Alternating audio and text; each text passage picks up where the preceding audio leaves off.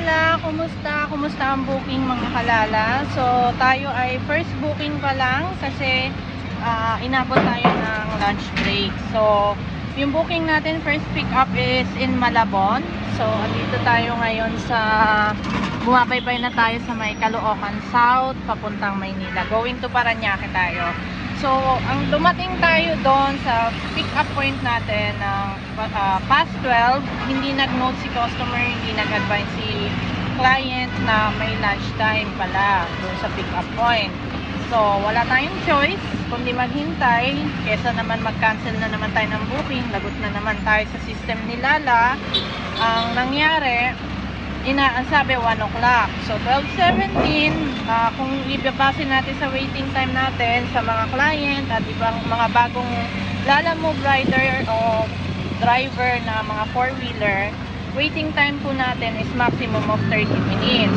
After 30 minutes, pag wala pa, hindi pa rin tayo nakargahan, obligado na po tayo mag-charge sa customer, pero dapat ina-advise natin sila. So, sa case natin, ang ginagawa ko pagka mga 20 minutes na, so, nag-aalat ako ng 10 minutes allowance sa kanila para ma-advise din nila sa pick-up point na meron tayong waiting time charge at maximum 30 minutes waiting time lang. Kasi para hindi din sila mabibigla, iwas minsan kasi napapaaway tayo minsan sa mga client pag hindi makaintindi o makaunawa ng waiting time charge. Ayan. So, ano ba yung waiting time charge? So, sabi nga sa amin, until 1 o'clock. So, lagpas 30 minutes na yun. Since 12:17 kami dumating, so dapat 12:47. Pag 12:48, pwede na kami mag-charge.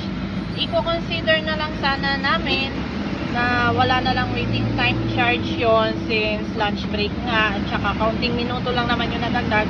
Ang kaso, ang nangyari, umabot na ng pasado alauna, hindi pa rin tayo nakakargahan. Nag-follow up tayo dun sa office, sa pick-up point. Ang sabi, hindi pa dumadating yung helper nila. So, in-advise na natin si client. Ngayon, ang concern ni client, bakit di daw siya in-advise na may waiting time charge pala tayo sa Lalamove? So, sabi ko, ma'am, we will consider po sana dahil lunch break. So, until now, hindi pa rin tayo nakakargahan. Sabi ko, it's already 1:22. So, obligado na po kami mag-charge ng waiting time. So, sa mga client, ano po ba ang reason bakit may waiting time charge? Yung iba, minsan may mga na-encounter kami na nagagalit yung pick-up point kasi kayo mga Lalamove, mga atat kayo lagi, gusto nyo karga agad. Unawain nyo ho kami. Kaya ho kami may waiting time charge na 30 minutes kasi unang-una, pick-up deliver po kami. Though hindi kami express delivery, pagkatapos namin i-deliver yung item nyo, kailangan din po namin magtugtong pa ng biyahe. Kasi ang kita po namin dito ay nakabase sa bawat biyahe namin. Pangalawa, hindi nyo po kami tracking company.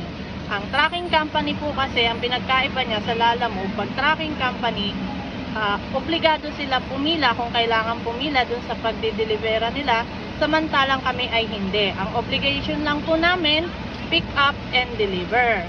Kaya po may waiting time charge to compensate po yung loss namin sa bawat minuto, bawat oras na pinaghihintay nyo kami. Ang waiting time charge din po ay hindi po nagtatapos sa loading or sa pick up point. Pagdating sa drop point, pag umabot din po ng 30 minutes at hindi pa namin na ibababa yung karga namin, meron na rin po kaming, may karapatan na rin po kaming mag-charge ng waiting time namin. Kaya sana po yung mga client, minsan may mga cases hindi tawang problema eh. Yung tawag, tinatawagan kayo, hindi mahanap mali yung pin nyo, sasabihin nyo may address naman. Minsan po kasi kahit may address, kung hindi naman kaming mga driver taga roon, hindi namin po kayang hanapin agad yan. Kaya sana po pag nagbubook din po tayo, isa sa dapat natin tandaan, monitor natin. Nag-text, tumawag na ba yung ating Lalamove driver. So, as of now, ito, going na po tayo. Hindi na tayo nag-request sa client ng toll fee kasi may waiting time charge na masyado nang lalaki yung babayaran sa atin ni client. Nandito tayo ngayon. So, traffic update na rin sa mga babiyahe pa Manila galing Malabon or Caloocan South. Nandito tayo ngayon sa may anong area ba to?